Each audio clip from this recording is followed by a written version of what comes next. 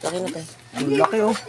Ay, yung dati tumitikab yung puti. Puti katawan yan eh. Ganyan pa rin. Oh.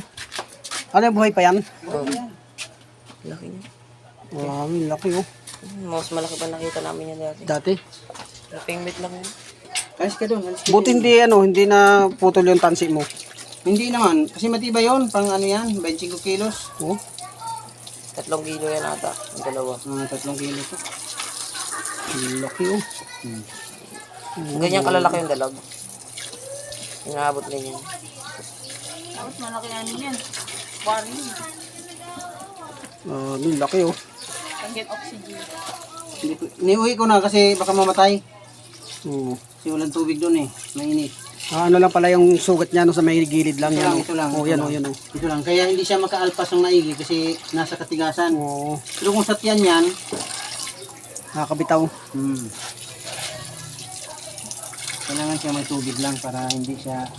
Oh. Ang laki oh. Kaya pala ka ito nakahuli. Kaya pilokit ang kalaki na kay Pilo. Pa lang. Tonto ay si Kuya Pilo.